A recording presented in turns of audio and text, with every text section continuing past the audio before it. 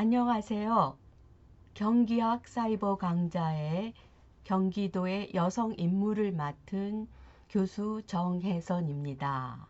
네, 여러분과 1시간 남짓하게 이 여성 인물에 대해서 함께 살펴보게 되었는데요.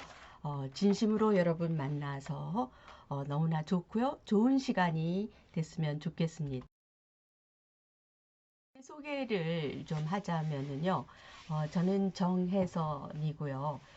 현재 협성대학교 교양학부죠. 초빙 교수로 있습니다. 그러면서 동아시아 역사연구소 성균관대에 있고요. 제 전공은 역사문화 전공입니다. 네, 그래서 사진을 좀 가져와 봤는데요.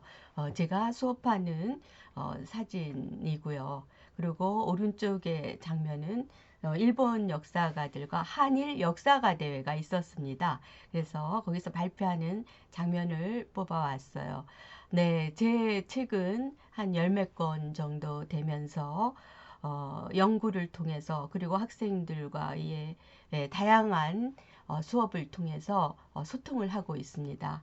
지금까지 했던 이러한 소통의 과정들이 바로 여성의 인물 속에서도 함께하면 참 좋을 것 같습니다. 우선 목차를 보자면요. 첫 번째는 서문격인 아주 간단하게 들어가기를 하고요. 두 번째는 헌한설원, 그리고 세 번째는 나해석, 헌한설원과 나해석을 중심으로 이 수업 강좌에서는 살펴봅니다. 헌한설원은 정말 이렇게 너무나 30도 못 돼서 죽은 천재 여류 시인입니다. 근데 시대를 정말 거슬리는 시대를 조선 시대를 만났단 말이죠. 그래서 헌한설원은 페미니스트다. 자신이 의도하지는 않았지만 오늘날의 정말 페미니스트들이라고 하는 것은 굉장히 좋은 조건이죠. 그것을 보면서 그 인생을 살펴보도록 하겠습니다. 네, 두 번째로는 나에서 불꽃 같은 삶. 네, 나에서도 우리의 여성이라면 이게 저려오지 않습니까? 남성들도 이 여성의 삶을 이해하는 거, 이렇게 저항감이 일죠, 일단은. 그것을 보다도 포용 있게 이해하고, 젠더로서의 여성, 이런 말을 하지 않습니까? 섹슈얼, 생물학적인 여성이 아니라 사회 속에서 여성은 어떤 위치인가, 네, 이런 것들을 살펴보는 시간이고요. 네 번째, 김향화, 3.1 운동에 참여한 기생편에서는 이것은 비교적 굉장히 간단하게 헌한설원과 나해석을 중심으로 시간을 꾸며 네, 경기도의 여성 인물은요, 정말 굉장히 많은데, 우선 여성 역사 인물, 그리고 전통시대의 여성 인물, 일제 항거한 여성 독립운동가, 지금 최근의 인물들도 굉장히 많습니다만, 우리가 과거의 역사 속에서 인물들을 뽑아보면, 이렇게 세 범주를 나눌 수 있겠습니다. 네, 경기문화재단에서 나온 경기도의 여성 인물에서도 막 이렇게 나눴던 것이죠. 그래서 여성 역사 인물을 보면 신사임당, 황진이, 헌한설원, 장희빈, 해경궁 홍씨, 명성황후, 최용신, 나혜서 막 이렇게 많은 인물들이 있습니다. 이 중에서 헌한설원과 나혜서 둘이 다 예술가라는 점에서 공통이네요. 신사임당이 굉장히 현명하고 이율곡이라는 걸출한 대학자를 낳았던 그리고 길렀던 그 어머니다라고 한다면 말이죠. 굉장히 특출난 능력이 있었음에도 조선시대가 원하는 그 부덕이 있는 주부로서의 역할을 모범을 가질 수 있었던 것이죠. 거기에 비해서 헌한설원은 그 시대와 너무도 맞짱을 뜰 수밖에 없는 막 그런 인물이고 나혜석 역시도 그런 시대를 살아갔습니다. 자, 전통시대 경기도의 여성 인물을 보면 말이죠. 숙빈채 씨. 네, 숙빈채 씨는 그 무술이었죠. 그리고 영조의 어머니이지 않았습니까? 네, 그래서 장희빈과의 대적 속에서 인현왕후 편을 들면서 숙종의 마음을 사서 영조라고 하는 정말 거대한 자식을 임금으로 세웠던 숙빈칠씨. 네, 그리고 소현세자빈이 또 눈에 뜨네요. 소현세자는 청나라로 가서 신식 문물을 적극적으로 받아들이고 조선의 그 여러 가지 시대적인 착오 이런 것들을 개선해서 더 나은 나라로 만들고자 했던 것인데 그 부인인 소현세자빈이 굉장히 그것을 적극적으로 도왔던 진취적인 여성이었습니다. 그러나 선조의 또 미움을 사서 결국은 사사되어졌는데요. 네, 우리가 또 다룰 김향화 기생임에도 불구하고 3.1운동에 참여했던 그리고 일제 한관 여성 독립운동가는 박금녀, 박순애, 김씨, 홍원식 부인 이름이 없습니다, 여러분. 네, 그렇지만 이들이 그 엄청난 무슨 조직적인 운동을 한 것이 아니라 막 이들이 작은 어떤 그 행위와 몸짓이었지만은 일제한 거를 했다는 분명한 표식이 있고 뭐 그러한 것들을 했던 인물들을 이렇게 망라할 수 있겠습니다. 이 전체의 인물을 전부 한다고 하면은 우리가 깊이 있게 할 수가 없기 때문에 이렇게 3인을 뽑아 봤습니다. 자, 허난설원요. 허난설원은 기구한 여성인가? 이런 뭐 이렇게 박복한 뭐 이렇게 재주가 너무 많으면 뭐 현재는 뭐 그런 얘기를 안 합니다만 이 조선 시대는 정말 거기에 맞는 적합한 표현이라고 할 수 있습니다. 굉장히 사람을 위축시키는 단어이지 않습니까? 박복이라고 하는 게 복이 도대체 무엇인지 말이죠. 네. 자, 이 헌한설원은 말이죠. 조선 여성들, 다시 말해서 자신의 재능을 꽃피우고 싶어 했던, 그리고 그 천재성이 있었던 그런 여성들은 조선이라는 시대에 나아갈 공간이 없었다라는 것이죠. 조선시대를 살아간다라고 하는 것은 그 부녀자이던가 신사임당처럼 이런 가정주부이던가 아니면은 아예 황진이처럼 기생이 돼서 자기의 기회를 팔던가 이 둘 중에 하나를 선택해야지 천재인성이 있는 재주가 많은 그런 여성이 갈 공간이 정말 어디도 비집고 들어갈 공간이 없었다. 그게 조선 시대였다라는 것이죠. 그런 면에서 허난설원은 페미니스트였다라는 것입니다. 네. 자신이 의도하진 않았지만 내가 남녀 불평등에 대해서 저항하고 이런 의도를 전혀 안 했지만은 허난설원의 27세까지의 그 짧은 삶이 얼마나 인간 여성이 갖고 있었던 능력과 막 그러한 것들을 구겨대고 쓰레기통처럼 쓰레기통에 던지우는 그런 어떤 시대를 저절로 알게 되고 그것은 페미니스트였다라는 얘기를 할 수 있는 것이죠. 또 허난설원은 정말 천재성이 있는 타고난 것이죠. 그 천재 여류 시인이었습니다. 이 허난설원의 묘가 경기도 광주에 있는 것이죠. 그래서 이 묘의 사진을 이렇게 가져와 봤는데요. 태어나기는 강릉에서 태어났지만 시집을 와서 그 당대의 그말 명문대가였죠. 김성립. 그 안동김 씨의 종중에 그 땅에 묻혀 있고 여기에 자신의 자녀를 잃고 썼던 시비들 이런 것들이 있습니다. 네, 허난설원 천재 여류 시인은 어떤 식으로 살았을까요? 네, 허난설원은 말이죠. 굉장히 자유로운 그 친정 가문에서 이렇게 태어났습니다. 워낙 그 아버지가 말이죠. 그 당시에 그 너무도 유명한 예, 석화학이었고요. 우리가 사색당쟁 여러분 들어보셨죠? 그러면 동인과 서인으로 처음에 나누어졌을 적에 동인의 영수였습니다. 최고 대장이었다라는 것이죠. 그러면 동인의 영수다 이 정도가 되려고 한다면 그 학문도 굉장히 뛰어나야 되고 한국의 영수라고 하는 것은 인품도 굉장히 뛰어나야 합니다. 그걸 다 갖고 있었다라는 것이죠. 그래서 동인에서 이제 남인 북인으로 이렇게 나누어지는데 이 가문은 북인 편에 쓰게 되죠. 그래서 북인이다라고 한다면 이 성리학 이념이 굉장히 강하지 않았습니까? 조선시대 때.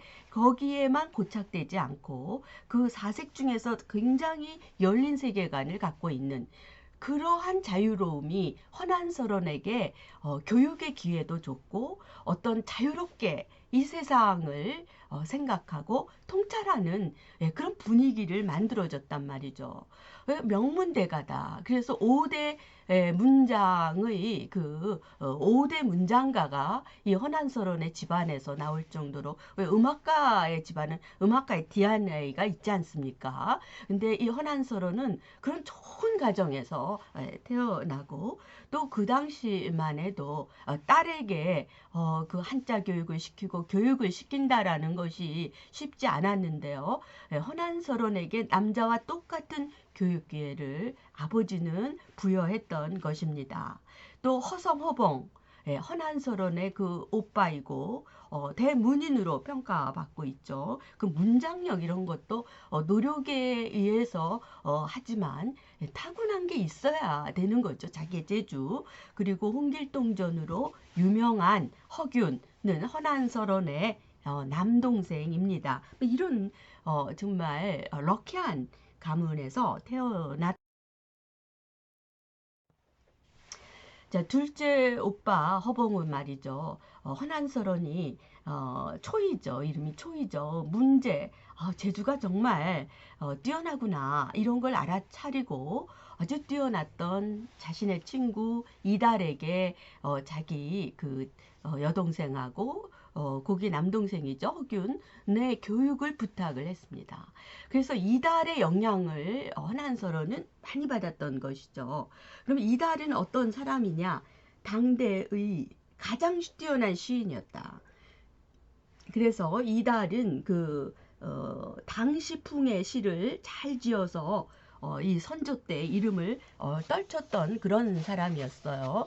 그래서 능력이 이렇게 출중했음에도 불구하고 말이죠. 서자로 태어났기 때문에 자신의 능력에 맞는 벼슬을 얻을 수 없었습니다.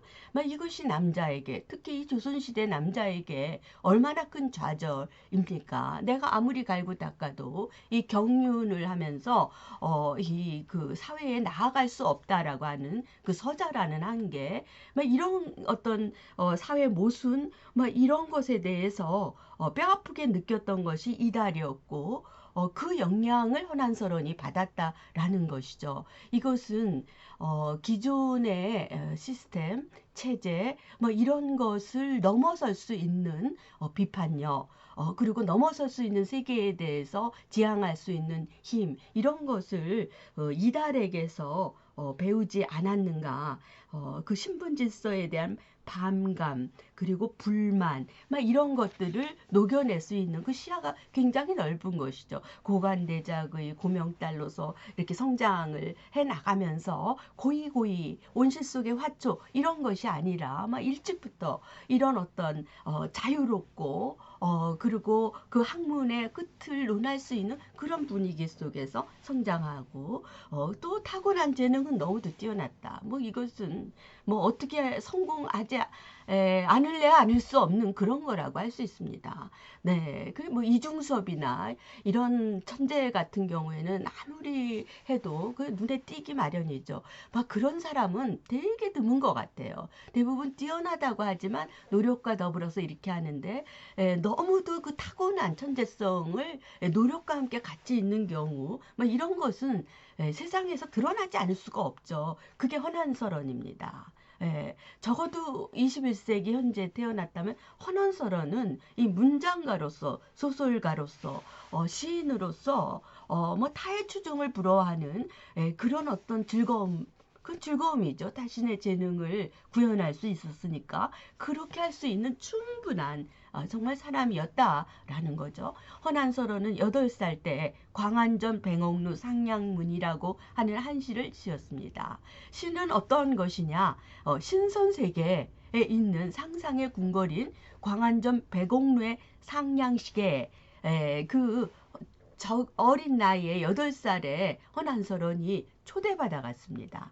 그래서 상냥문을 지은 것이에요. 그러면 8살 그 어린애가 신선세계의 상상의 궁궐에 가서 그 현실의 제약을 벗어나서 그 질주하는 그 감성으로 썼다라고 하는 그 과감하게 신선세계에서 본인이 주인공이 되는 것을 표현했다라는 것만 봐도 이 천재성이라고 하는 것은 정말 무슨 뭐 그냥 천재 그 자체가 아니라 폭이 넓은 천재요. 네, 이런 것이었다는 거죠. 네, 제가 이 사진을 여러분들 보면 왼소나무가 이렇게 많아 이렇게 생각하실 텐데요. 네, 헌안서론은 이 강릉 경포대 여기에 생가가 있습니다. 여러분 강릉 경포대는 우리의 나라의 절경이지 않습니까? 이 바다가 있으면서 정말 그 경포대 아름다움이라고 하는 것은 바다와 어우러져 있는 이 소나무 같아요. 이걸 어떻게 표현할 길이 없어서 맨 오른쪽에 있는 건 제가 찍은 사진입니다. 네, 이렇게 좀 여러 사진을 막 이런 곳에서 천재성 있는 그 어린아이가 유리알 같은 맑은 마음으로 또 그런 가문 속에서 성장했단 말이죠. 뭐 그런 재능이 없고 뭐 이런 게 없다 하더라도 뭐 이런 절경의 속에서 자라나게 되면 시인이 안 될 수가 없더라고요. 저는 헌안서론의 생가를 거의 2년에 한 번씩은 방문하는 것 같아요. 갈 때마다 똑같은 그런 어떤 그 느낌이 오는데 말이죠. 이런 자유로운 친정에서 그 당시에 그 북인이었던 굉장히 열린 그 세계관을 갖고 있었던 그런 친정에서 성장한 것이 헌안서론의 라는 것이죠. 자, 그런데 이제 결혼을 하게 됐습니다. 그쵸? 결혼이 얼마나 중요합니까? 네, 김성립이라고 하는 자와 15살 때 결혼을 했는데 김성립은 16살이고 1살 차이입니다. 그러면 당시에 김성립은 아주 최고 명문의 안동 김씨 서운 관정 공파의 11세손입니다. 네, 신사임당의 그 남편 부군인 이 유원수가 별로 그렇게 좋은 가문은 아니었죠. 뭐 거기와 비교를 하면 당대 최고의 명문 가문이었다. 이곳을 시집을 간 것입니다. 네, 그리고 김성립은 이제 헌안서론이 일찍 죽고 막 이렇게 해서 굉장히 나쁜 남편처럼 우리에게 이렇게 좀 느낌이 옵니다만 사실 김성립이라는 사람은 조선시대의 평범한 남자였다. 이렇게 생각이 드는군요. 그리고 김성립은 자신의 처보다는 이런 천재성이 없었지만은 그래도 굉장히 뛰어나서 28세 때 그 홍문관에 급제를 하고 홍문관에 들어갈 정도의 인재였습니다. 네. 그런데 그 김성립의 그 가문은 말이죠. 그 헌안서론의 가문이 굉장히 열린 그런 세계관을 가졌다라고 한다면 이 가문은 남인입니다. 네, 남인은 훨씬 더 이렇게 성략적인 요소가 많거든요. 더 보수적이고요.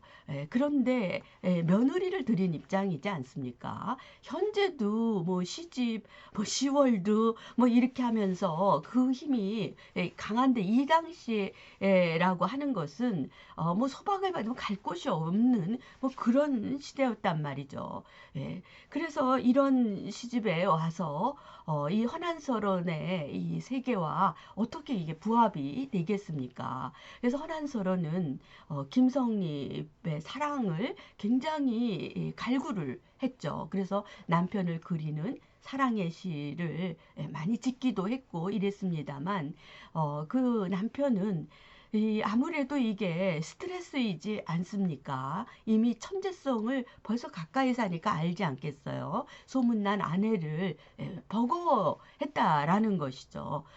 그래서 김성립은 자꾸 이렇게 바깥으로 돌았고, 뭐 그것을 보는 시어머니도 느낄 텐데 좋아할 리가 없는 것이죠. 또 그 당시에 시어머니 입장에서는 뭐 살림을 잘하고 아이를 잘 키우고 뭐 이런 것인데 툭하면 시를 쓰고 또 허난서론의 시세계 속에서 빠질 수 없는 게 신선세계이지 않습니까? 뭐 신선이 된다라고 하는 뭐 그런 어떤 책을 끼고 다니고 하는 며느리가 달가웠겠느냐 말이죠. 네, 뭐 현재 사회에서도 뭐 제 시어머니가 저를 이해하기까지 돌아 고인이 되셨습니다만 끝까지 잘 못 이해하셨죠, 뭐. 네, 이런 것들을 비교해 보면은 그 시어머니가 그렇게 악독했느냐, 뭐 이런 것은 이렇게 생각을 해볼 수가 있겠습니다. 그래서 그 허균의 표현, 그 남동생의 표현에 의하면 김성립은 재기가 없고 고집세고 고지식하 별 볼 일 없다 이렇게 표현이 되지만은 사실은 인재였다 그리고 평범한 사람이었다 뭐 이런 생각을 하게 되죠. 네, 김성립 에 계속 이런 어떤 구애를 했음에도 불구하고 자기에게 이렇게 사랑이 다시 회복이 되고 뭐 이러지를 않으니까 그것도 한계가 있지 않습니까? 그래서 그 결혼의 회의를 느끼고 그리고 남성 중심 사회에 파문을 던지는 그 시를 짓기도 하고 뭐 신선의 세계는 어렸을 적부터 그가 지향했던 그 어떤 그 최고의 자신의 이상 세계잖아요. 그걸 그리면서 불행을 잊으려 했다라고 합니다. 게다가 말이죠. 헌원서론의 친정은 아버지 허엽이 이렇게 객지의 여관에서 이렇게 죽게 되고 또 오빠 허봉도 죽게 되는 그 몰락의 길을 가게 됩니다. 그러니까 자신이 그렇게 자신을 키워줬던 이 친정 그리고 자신의 어떤 정신적 지주인 그 오빠의 죽음 이런 것들은 사람을 힘들게 하지 않습니까? 그런데다가 이 가정적인 그 상황도 너무나 안 좋았고요. 사실 마지막에 보루라고 할 수 있는 게 아이일 텐데 두 명의 아이를 돌림병으로 잇따라 잃어버리고 또 뱃속에 아이를 유산하는 그런 불행을 겪었습니다. 그러니까 허난서론으로서는 정말 어디에 마음은 붙일 그 공간이라고는 하나도 없는 그 상태가 되었다라는 것이죠. 시어머니와의 불안은 계속되고 남편과는 격리감이 계속되고 이 친정의 몰락에 대한 충격, 자녀를 잃은 슬픔 이런 것으로 허난서론은 그 건강을 잃고 쇠약해져 갔던 것입니다. 그래서 결국은 27살 때 여러분 1563년에서 1589년 27살 때 죽게 되죠. 그녀의 남편 김성립은 28살 때 고즈음에 해서 문과에 급제를 하고 이렇게 인재가 되지 않았습니까? 그러나 허난서린이 죽고 나서 남양 홍씨와 재혼하게 됩니다. 이것도 우리가 참 분노스럽지만 당시의 시어머니 입장으로서는 뭐 이 아들이 뭐 이상한 며느리 봐서 애도 다 없애고 그 며느리까지 죽었는데 자신의 아들이 그러고 사는 것에 대한 이게 현재도 그렇지 않습니까? 네. 하지만 이런 것이 생각이 안 납니다. 제가 뭐 이런 얘기를 했다가 이 헌언서론을 이렇게 안타깝게 여기는 친구한테 뭐 하루 동안 제가 말을 시킬 수가 없을 정도로 화를 난 그런 경험이 지금 떠오르는데요. 정말 이런 것이었다라는 거죠. 그래서 홍 씨와 재혼했지만 곧이어 터진 임진왜란에서 의병으로 싸우다가 전사를 했습니다. 그러니까 허난설원을 버거워한 김성립이었지만 조선시대 때의 평범한 인간이지 않을까라는 생각이 이렇게 드는데, 는 그 허난설원의 문학세계, 문학 작품이 어떻게 지금까지 이렇게 이어져 오는지를 한번 보겠습니다. 네, 유고집에 말이죠. 유고집으로 난설원집이 있습니다. 네, 허난설원은 말이죠. 엄청난 분량의 시를 썼다라고 하죠. 방 한 칸에 그 유작들이 그런 정도의 많은 시였다라고 합니다. 그런데 허난설원이 죽을 때 유언으로 자신이 쓴 시를 모두 태우라라고 해서 방 한 칸 분량의 유작들이 태워지고, 그럼 어떻게 해서 유고집인 난설원집이 탄생할 수 있었느냐? 그 남동생이 말이죠. 암송하는 그 외워온 시가 있었어요. 그 누이의 시가 좋아서 말이죠. 그리고 친정집에 남겨놓고 간 시, 이런 것들을 모아서 편찬한 것이 난설원집이라고 하는 유고집이었습니다. 그런데 1606년에 중국에서도 이 허난설원집을 발간하게 되는데요. 이거는 왜 그렇게 어떻게 해서 발간이 됐느냐 하면요. 허균이 조선에 온 명나라 사신들에게 그 자기 누나의 그 시집을 일람하게 했고, 당시 명나라 사신이었던 주지번이 허난설원의 시를 보고 매우 경탄했다라고 합니다. 그래서 이것을 가져가서 중국의 허난설원집을 발간했던 것이죠.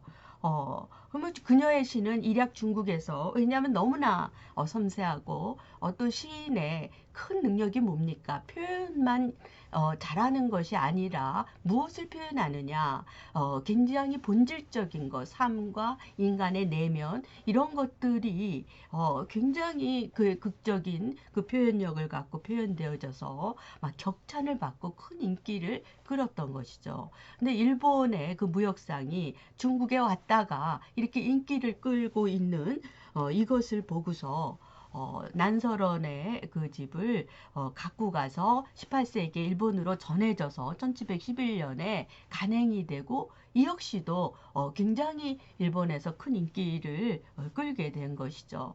난설원의 시는 조선 후기 사대부 지식인들 사이에서도 재평가되어서 그녀를 규방의 유일한 시인이자 뛰어난 천재로 인정을 했습니다. 그런데 말이죠. 이렇게 나중에야 이건 정말 뛰어난 시다. 규방의 시로서는 뭐 오로지 허난설원, 뭐 이렇게 조선의 남자들도 인정을 했습니다만, 이 허난설원이 이 조선이라는 그 시대의 봉건 사회에서 이해되지 않는 여성이고, 어떻게 보면 체제를 흔들 만큼 위험한 여성으로 느껴지지 않습니까? 그래서 이 허난설원에 대한 적대감, 이런 것들이 굉장히 많았는데요. 홍대영이 실학자 아시죠? 이 홍대영이 중국에 갔다가 이 허난설원이 이렇게 인기 있는 것을 보자 당혹해하면서 이런 말을 했다라고 합니다. 인간 세상에 이 허난설원이 쓴 시가 이런 시가 있다. 인간 세상에 김성립과 헤어졌다가 그리고 지하에서 오래도록 두 목지를 따르리라, 이런 거를 허난설원이 썼다라고 하면서, 여기에선 뭐냐 하면 자신의 본 남편과 인간 세상에서 헤어져서 지하 세계로 가서는 두목지라고 하는 것은 굉장히 당나라의 그 미남이었습니다. 그런 남자를 그린다. 뭐 이렇게 음란한 여성이다. 뭐 이런 것을 얘기를 하면서 그런 여성의 시를 왜 그렇게 좋아하느냐, 이렇게 얘기했다라는 것이죠. 이것은 허난설원의 시가 아닙니다. 네, 여러분 한번 생각을 해보십시오. 27살 때 죽어갔던 그 생애 속에서 이런 시가 나올 수가 있겠습니까? 그런 여유도 없지 않습니까? 네, 이런 것이 결국은 허난설원에 대한 위화감, 받아들이지 못하는 조선사회, 그런 것들이 이런 위작을 만드는 것이 아니었던가, 이런 생각이 듭니다. 네, 이 문학 작품을 또 한번 이렇게 좀 그려 보고 우리가 상상을 좀 해보면 좋을 것 같아요. 죽음을 앞두고 지은 시, 자신의 죽음을 미리 예견한 듯이 우리도 그런 것을 알까요? 아직 그런 정도의 것은 아니니까 모를지도 모르지만 알 것 같습니다. 제 생각에는. 네, 푸른 바닷물이 구슬바다에 스며들고 푸른 난새는 채색 난새의 기대였구나. 부용꽃, 연꽃이죠. 27송이가 붉게 떨어지니 달빛 서리 위에 차갑기만 해라. 그 본인의 27송이라고 하는 것은 본인의 나이이지 않습니까? 네, 이렇게 죽음을 앞두고 시를 지었다라고 합니다. 근데 허난설원은 인간 본성의 내면에 있는 그런 것들을 끄집어내서 또 시를 썼기 때문에 그렇게 사랑을 받았던 것인데요. 채련곡이라 그래서 이걸 좀 해석하면 연밥을 따는 그런 노래입니다. 이 채련곡이 미스터 션샤인이라고 하는 그 여자 주인공이 노래를 이렇게 시를 읊었죠. 그래서 참 유명해진 곡인데 허난설원의 연밥 따기 노래는 그 연심, 남자에 대한 연심을 이렇게 그렸죠. 한번 읽어보겠습니다. 가을날 깨끗한 긴 호수는 푸른 옥이 흐르는 듯 연꽃 수북한 곳에 작은 배를 메어 두었네. 임을 만나려고 물 너머로 연밥을 던졌다가 멀리서 남에게 들켜 반나절 동안 부끄러웠네. 여러분 시는 이렇게 읽어야 됩니다. 물론 저도 이렇게 시인이 시를 읽는 거 보면서 너무 이렇게 오그라들 정도로 감정을 넣어서 막 이렇게 읽는데 어느덧 빨려 들어가는 것을 그래서 낭독이라는 게 있지 않겠습니까? 연밥 따기의 노래 어떻습니까? 연밥을 던져서 임을 만나려고 했는데 남에게 들켜서 부끄럽다 난 그만큼 사랑한다 라는 내면의 어떤 솔직하고 진솔한 마음 이런 거를 노래했던 것이죠. 그 다음도 역시 그 사랑시입니다. 금고는 이제 신선입니다. 금고가 어제 편지를 보내왔어요. 하늘 연못에 옥외화가 피었다고 주네요. 뭐 연인이 신선이에요. 그러니까 저 하늘나라에 이렇게 옥외화가 피었다라고 나에게 편지로 알려주네요. 몰래 답장을 써서 붉은 잉어편에 전했지요. 촉당 등대에서 내일 밤 만나기로요. 얼마나 기가 막힌 상상력입니까? 온 우주 만물이 바로 나와 일체되어지는 천지인 일체사상 뭐 이런 것들이 그 여인의 어떤 남녀의 그 사랑 속에 들어가 있지 않습니까? 다음은 말이죠. 경기도 광주 허난설 묘에 그 안동김 씨 종중의 선산이죠. 자신의 부군이었던 그 시비에 있는 내용에 보면은 말이죠. 아들, 딸을 여의고 쓴 시가 있습니다. 지난해 귀여운 딸의 여의고 올해도 사랑스러운 아들 다 일타니 서러워라 서러워라 광릉 땅이여. 네, 사시나무까지는 쓸쓸한 바람, 무덤에 냉수를 부어 넣으니 아무렴 알고 말고 너희 넋이야 밤마다 서로서로 얼려 놀 테지 아무리 아이를 가졌다 한들 자, 이 죽어간 아이에 대해서 너희들은 서로 놀 테지 이런 얘기를 했습니다. 그러나 아무리 또 뱃속의 아이도 죽지 않았습니까? 근데 아직 죽기 전이죠. 아이를 가졌다 한들 이 또한 잘 자라기를 바라겠는가? 부질없는 없이 황대사 읍졸이며 애끓는 피눈물에 목이 메인다. 네, 그녀는 자식을 여인다라고 하는 그 슬픔이 이 세상에서 가슴에 묻는다 이런 말을 하지 않습니까?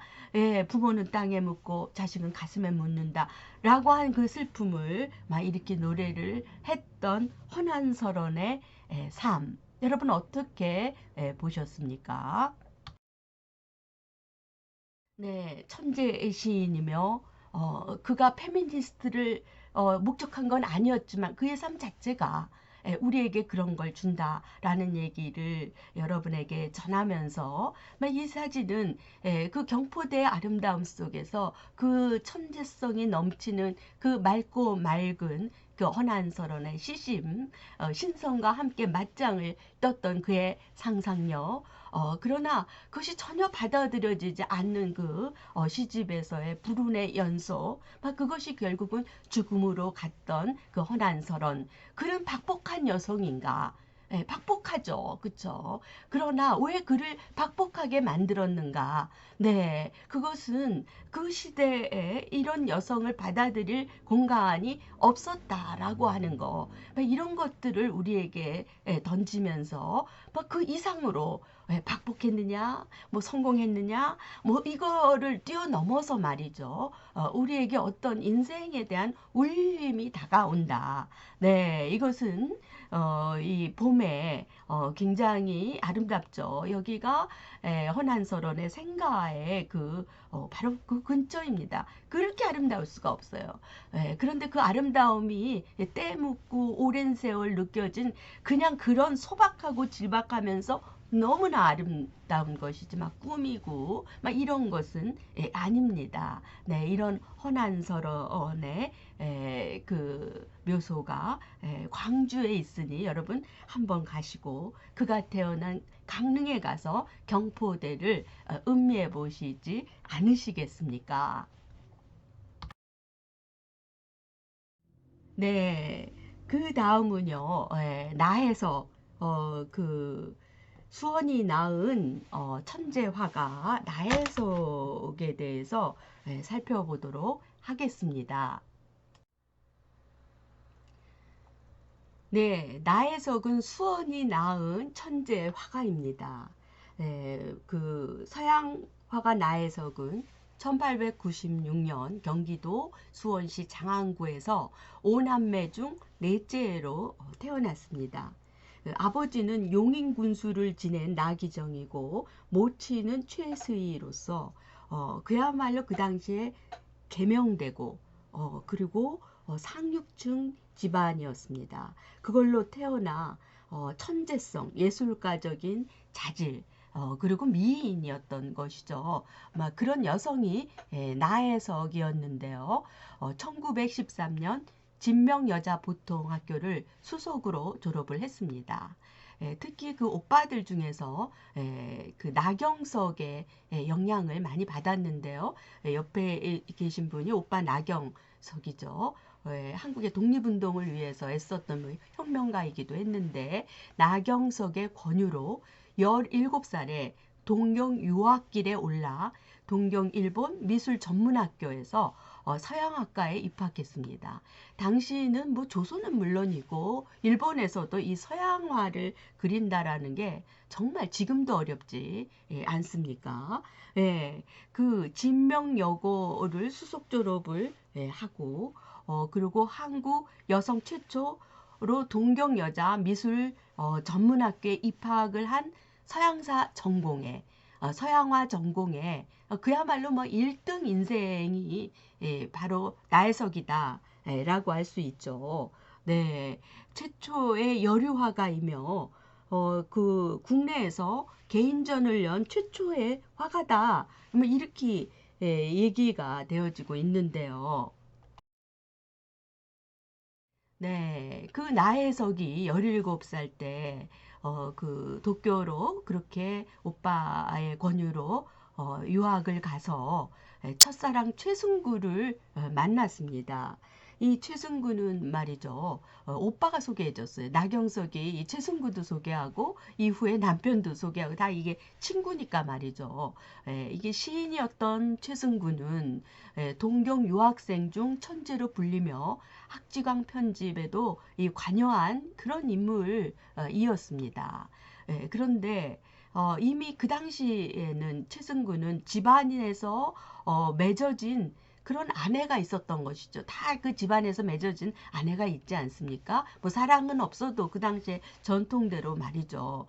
그랬는데 나혜석을 사랑하게 된 거죠. 나혜석도 그 첫사랑이지 않습니까? 그러니까 뭐 불꽃같이 둘이 이렇게 그 연인 관계로 있었는데 1916년에 최승구가 폐병으로 사망하자 그 나혜석은 그야말로 그 첫사랑을 뭐 로미오와 주리엣이지 않겠습니까? 예, 그것을 절망하며 모든 희망을 그 예술에 걸게 됩니다.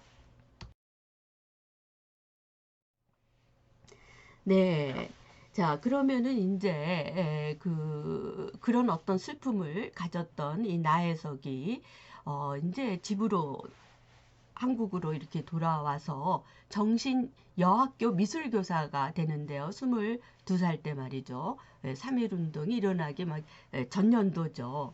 막 이것은 교사가 왜 됐느냐.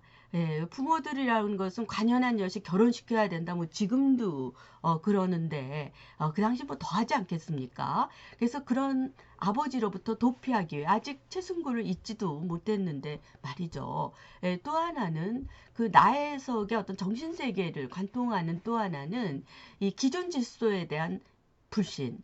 특히 이제 그 부모님을 사랑을 했겠죠. 애정을 듬뿍 받으면서 살았지만은 부모가 애정 없는 결혼 생활로 사실상 이게 이렇게 보이지만 그 당시로서는 이게 또 애정이기도 했지만 이 섬세하기 이를 데 없는 감수성이 많은 이 나에서 어린이가 보기에 이게 소시를 집으로 데려와서 같이 방에서 잠을 자고 그거를 괴로워하는 엄마를 보고 이런 걸 보고 자라면서 이 나혜석은 자신은 결혼을 저런 식으로 하지 않겠다. 이런 다른 인생을 살겠다. 이런 것이 굉장히 강해졌다라는 것이죠. 네, 이것이 뒤에 여러 가지의 어떤 나혜석을 설명하는 하나의 뭐 키지 않을까라는 생각이 드는데요.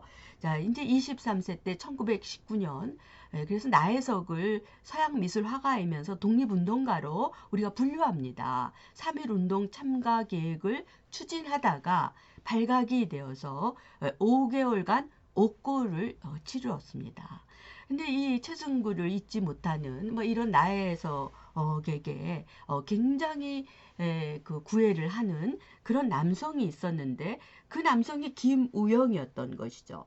네, 김우영은요. 경성제국대학 법학부를 졸업하고 뭐 최고의 지성이다라고 할 수 있죠. 하지만 이제 그 재혼이라고 할 수 있습니다. 네, 변호사 자격을 갖고 서울에서 3.1운동 관련자들을 변호했고 나혜석이 3.1절 그 운동 때 투옥되자 그녀를 변호하기 위해 달려갔을 정도로 그녀를 사랑했던 그런 남자였습니다. 네, 김우영은 일본 유학생 출신으로 전도 유명한 외교관이었고요. 계속해서 뭐 나혜석이 그 재능도 출중하고 또 아름답지 않습니까? 6년의 구애를 했던 것이고 그걸 받아들여 10년 연상의 상처한 김우영과 결혼식을 올렸습니다. 그래서 결혼 조건으로 보면은요, 일생을 두고 지금과 같이 그 자신을 사랑해 줄 것, 그리고 그림 그리는 것을 방해하지 말 것, 시어머니와 전실 딸과는 함께 살지 않도록 할 것, 그리고 첫사랑이었던 최승구의 묘지에 비석을 세워줄 것을 요구했습니다. 뭐 지금도 이것을 지키는 게 쉽지가 않은데 김우영은 그녀의 희망대로 병사한 최승구의 묘에 들러 비석을 세워주었고요. 그 그림 그리는 것을 뭐 굉장히 지원을 해줬던 것이죠. 그야말로 뭐 만나기도 어려운 현재도 막 그런 남편을 얻게 된 것입니다. 그런데 이제 조선 사람들은 뭐 이 둘을 그렇게 탐탁하게 생각하지 못했습니다. 남성들은 그림을 위해 집을 비우는 나혜석을 비난했고요. 그리고 아내의 예술적 재능을 존중하는 김우영은 저거 남자답지 못한 졸장부 뭐 이렇게 여겼다는 것이죠. 네, 뭐 여기까지야 뭐 다 감수할 수 있는 것인데 31살 27년 27년 6월부터 29년 3월까지 남편과 세계 여행길에 오르게 됩니다. 막 이것도 현재도 부부가 뭐 2년 가까이, 1년 가까이 여행한다는 게 이게 쉬운 일이 아닌데 뭐 그런 럭키한 여성이었다 이렇게 볼 수 있죠. 그래서 유럽 여행을 가서 그녀는 그 새로운 시대 우리가 지금 그냥 우리가 국내 여행을 다녀도 영감이 떠오르는데 당시 조선 시대라고 해요. 이 식민지 이게 시대이고요. 완전 봉건 사회인데 그거와 정반대의 문명을 본다는 게 얼마나 대단한 어떤 그 영감이 주었겠습니까?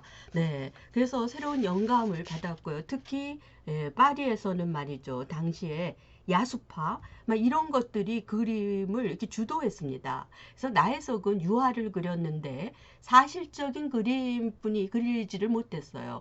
근데 파리에 가서 보니까 막 추상화 이런 것들의 야수파가 그려지는 걸 보고 화풍에 담아서 그걸 소화하려는 생각을 하고 막 그런 것들이 이게 뭐 미술 아니면은 정말 그 못 사는 그런 천부적인 예술가이지 않습니까? 그런 사람들에게 얼마나 그 진취적 전환, 뭐 이런 것에 대한 기쁨이 있었겠습니까? 그리고 서구의 여성운동가, 지위, 이런 것들을 견문할 기회가 넓어졌다. 세상은 넓습니다. 그죠? 그래서 나하고 다른 문명을 보면서 충격을 받고 거기에서 뭔가가 나오는 거죠. 막 그런 엄청난 것을 얻었는데 뭐 거기에서 파리에서 천도교 지도자 최린을 만나게 되죠.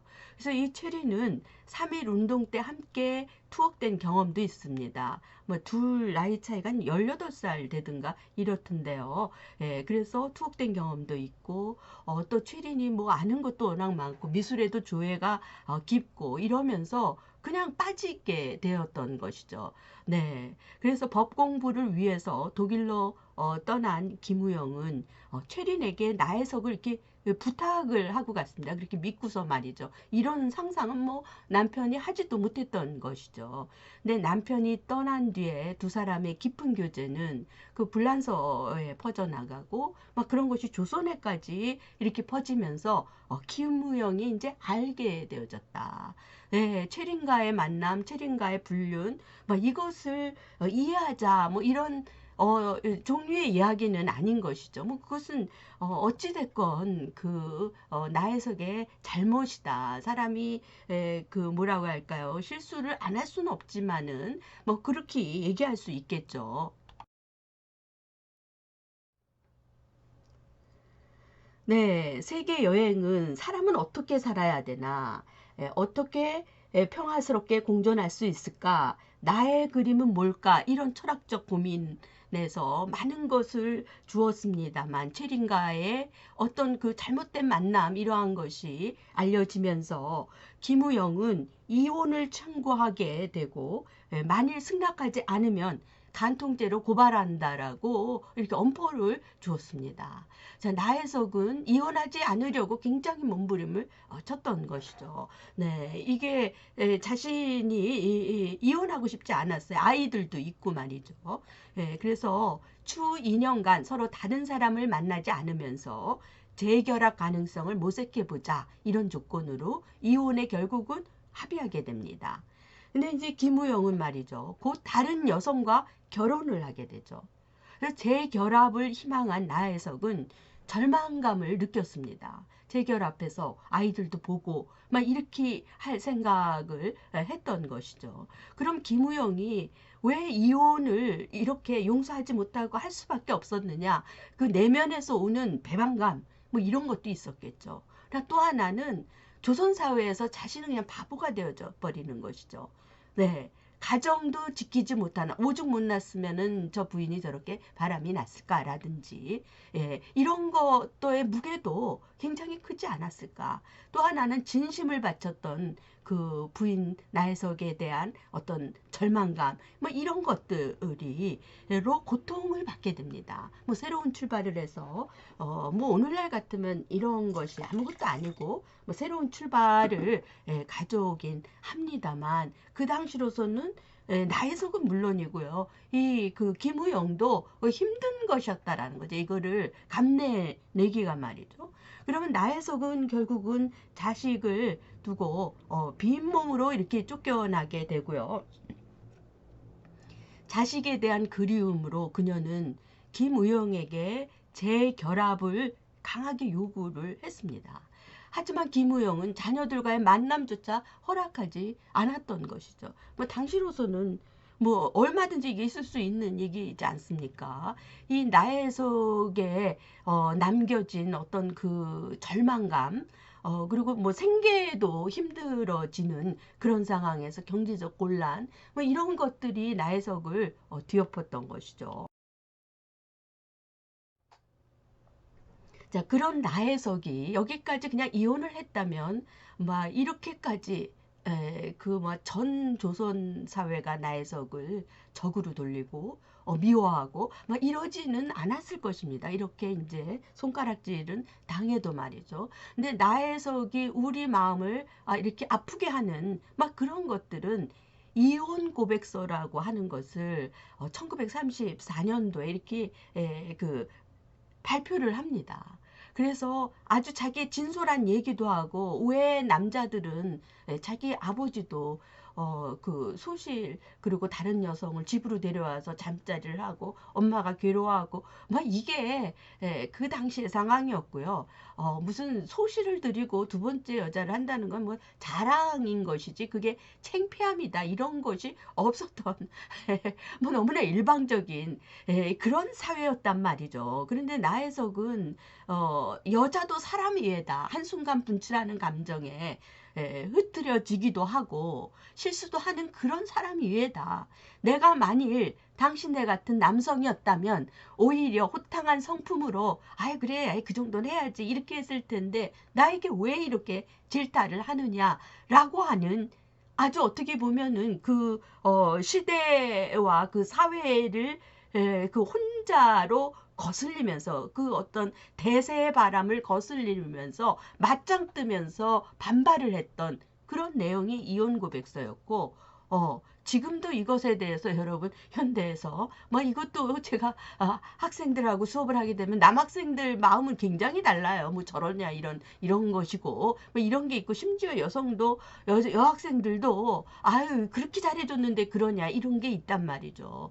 네. 하지만은 이렇게 자기가 그 지금까지 왔었던 남성 이기주의, 정조에 대한 남녀 평등까지, 여자도 정조라는 걸 왜 여자한테만 그렇게 하느냐, 이 사실은 맞는 얘기지 않습니까? 분출되는 감정에 흐트러졌는데 그것에 대해서 이렇게까지 가혹할 수 있느냐에 대한 어떻게 보면 그냥 자기 막 그 고백이었던 그런 것이죠.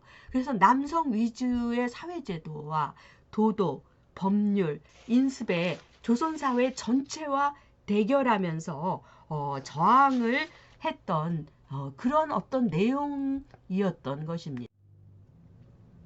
네, 그녀의 이혼 고백서를 한번 다시 또 읽어보자면, 조선 남성의 심사는 이상하외다. 자기는 정조관념이 없으면서 처에게나 일반 여성에게는 정조를 요구하고 또 남의 정조를 빼앗으려고 합니다. 서양이나 동경 사람쯤 하더라도 내가 정조관념이 없으면 남의 정조관념 없는 것을 이해하고 존경합니다. 남에게 정조를 유린하는 이상 그 정조를 고수하도록 애호해 주는 것도 본토 인정입니다. 이런 것은 부도덕한 것이 아닐까요? 이것은 그런 걸 다 알지만 그 사회에 저런 파렴치한 여성이 있는가? 라는 것이었던 거죠. 또 하나 그 당시를 막 이렇게 들끓게 했던 이것은 여기 신문에서도 나왔습니다. 최린씨 상대 제소. 최린에게 그 제소를 하게 된 것이죠. 척권 침해에 대한 위자료 청구 소송. 하게 됩니다. 그래서 이 최린에게 어떤 게 말을 하고 있느냐 하면 강압에 의해 수십 회 정조를 유린당했다. 이 일로 남편에게 이혼을 당했다. 그때 최린은 이광수를 통해 나혜석의 장례를 약속을 했었는데 단 한 푼의 생활비의 보호조차 주지 않아서 경제적 고통이 적지 않았다. 정신적 경제적 고통을 받아 현재는 극도의 신경쇠약이 들었다. 김우영에 대한 척권을 침해하여 나혜석으로 하여금 일생에 막대한 손해를 받게 한 위자료 1만 2천 원에 상당하므로 이것을 청구한다. 이것은 지금 우리가 듣기에도 아우 저렇게 뻔뻔 이런 것이 뭐 그 당시로서는 이게 말이 안 되는 그런 내용이었던 것이죠.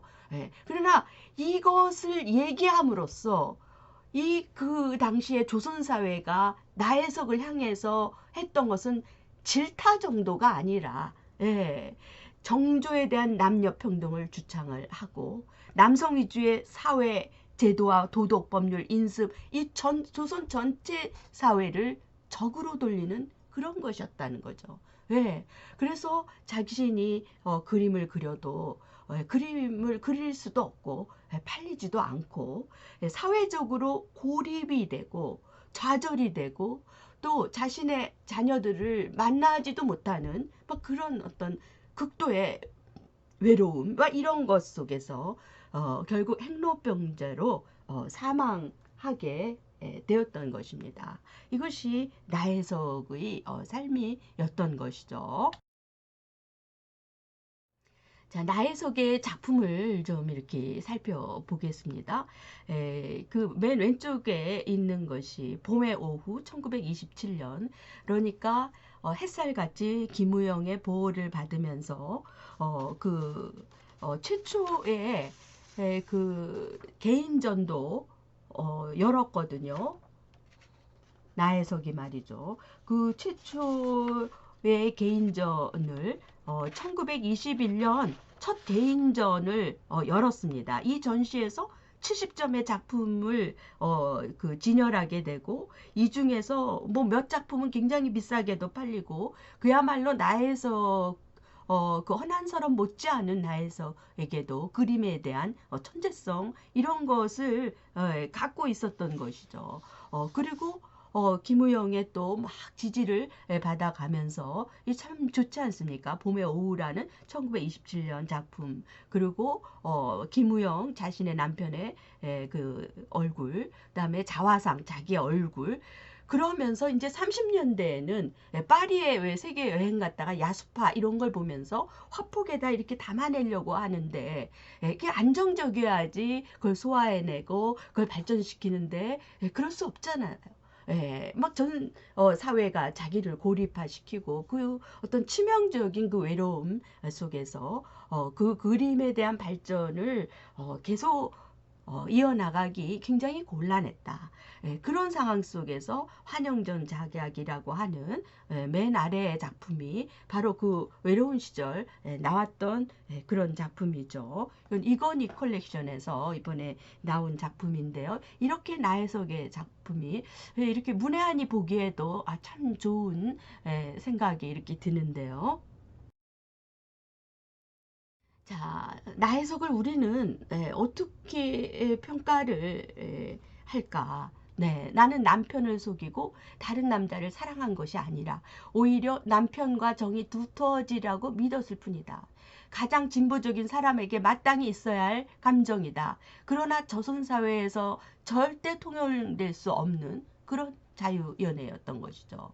예, 사회 경제적으로 정말 혜택을 받은 엘리트 여성이 1등 인생이지 않았습니까? 허난서론도 얼마나 명문가에 태어나 명문가에 시집가고 말이죠.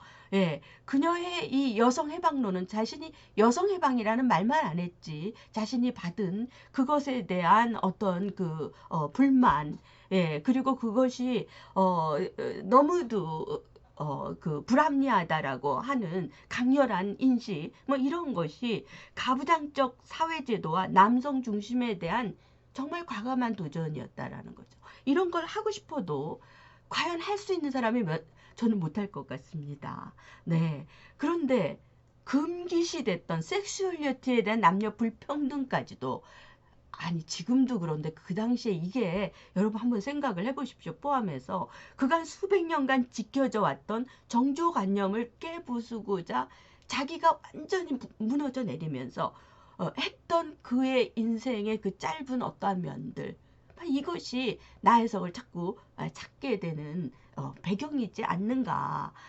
이런 것이 있습니다. 그녀는 죽기 전까지 보고 싶은 자녀들을 보지 못하는 고통 속에서 살았어요.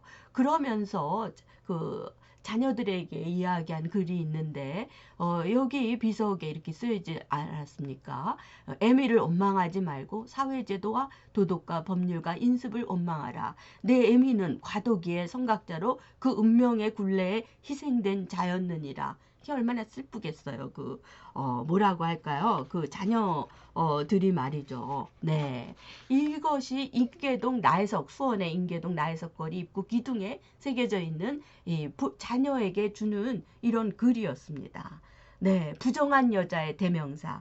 가부장적 완고함에 왜 이렇게까지 저항했을까? 막 이렇게까지 저항을 안 했으면 막 이 정도까지는 상처를 안 입었을 텐데 상처를 정말 그것을 온몸으로 입었던 한 개인의 자유를 향한 고단한 투쟁. 이 말이 너무 안 맞네요. 자유를 자신의 몸에 불나방이 불을 향해 가는 것처럼 던져서 자신이 그냥 산화되어지면서 그렇게 파멸되어져 가는 그 과정이 꼭 그랬으면 했어. 너도 잘못한 게 있어? 라는 것을 넘어서게 한다라는 것이죠. 우리는 어디를 향해 가고 있는가 라는 것을 던지고 있습니다. 나혜석의 삶. 수원 인계동에 나해석거리가 있습니다. 여기를 거닐면서 그녀가 살았던 이 수원의 그 거리, 그 거리 속에서 그를 향해서 그 이제 나해석이 앉아 있고 그 뒤에 시대의 벽이다. 이래서 뚫리지 않았던 그 시대의 벽을 이렇게 상징화했는데요. 여기를 거닐면서 나해석의 삶과 뭐 이런 것을 생각해 보면 어떨까요? 네, 그래서 이렇게 가져와 봤습니다. 네, 이번에는 이제 마지막입니다. 김향화. 네, 이 기생이네요. 네, 수원기생 김향화 등 33명이 3.1 운동에 참여했다. 막 이런 정도의 기사입니다. 아주 자세한 이런 것들이 뭐 내용이 굉장히 풍부하거나 이러진 않습니다만 뭐 이것을 이제 입증해 낸 거죠. 연구자들이 말이죠.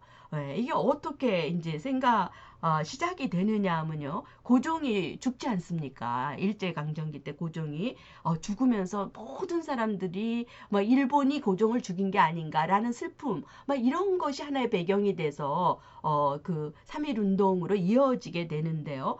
고종이 죽고 나서 승하하고 나서 20여 명의 수원 기생들이 이 사진입니다. 이 사진이 이제 발견된 것이죠. 소복을 하고 나무 비녀를 꽂고 집신으로 수원에서 오전 8시 수원발 기차로 직행해서 덕수궁 앞에서 망공예를 올리고 있는 이 수원 기생들의 이 사진입니다. 네, 이 수원 기생이었어요. 김향화가 말이죠. 네, 1919년 3월 29일 수원기생 33명입니다. 정확하게 얘기하면요. 33명과 자해의원, 현재 화성행국의 봉수당 거기인데요. 건강검진을 받으러 가는 도중에 일제 총칼에 항거해서 수원경찰서 앞에서 대한독립 만세운동을 전개했습니다. 33명의 기생들이 말이죠. 여기 앞장섰던 게 김향화, 당시에 23살이었던 것입니다. 그래서 김향화는 만세운동 주모자로 체포되어 무진 고문을 받고 징역 6개월의 옥고를 치르렀습니다. 그리고 김향화는 2009년 4월 국가보훈처로부터 대통령 표창을 받고 독립유공자로 인정받은 뭐 여러 그 기녀들이 있었는데 뭐 유일한 그런 사람이죠. 그래서 김향화 지사의 지문이 찍힌 신분장 지문 원지. 네, 여기에 이제 잡혀가서 6개월간 옥고를 치르지 않았습니까? 거기에 대한 지문 이것도 이제 발굴해낸 거죠. 이런 게 연구자의 몫입니다. 기생도 이렇게 우리 국권의 회복에 대해서 이런 3.1운동에 참여했네. 이게 사람들에게 얼마나 큰 울림을 줍니까? 그게 김향화였던 것이죠. 네. 그래서 3일 만세 운동에 참여한 33명의 기생 명단을 제가 적었습니다. 맨 처음에는 그냥 30명 이상 이렇게 했다가 김향아, 서도흥, 이금희, 손산홍, 김명화, 김향란, 임산월, 최진희, 박도화, 김채희. 예. 이 기생들이 그 나라의 회복을 위해서 그 참여를 했던 거 이런 것들이 얼마나 귀합니까? 그래서 1919년 유관순 이러고 한거 유관순 이야기 다 이게 유관순이 주인공이지만 굉장히 알려지지 않는 여성들이 같이 3.1 운동을 해나가는 그 이야기인데 거기에 김향아가 당연히 꼈습니다. 그래서 19년 유관순의 김향아역 박자희가 했고요. 또 유관순 이야기에 김새벽이 해서 이 영화가 이렇게 나왔습니다. 그리고 김향화의 생애를 이걸 힌트 삼아 가무국 창작 가무국이라는 향화 이것이 만들어지기도 했던 것이죠. 김향화를 우리는 기억을 합니다.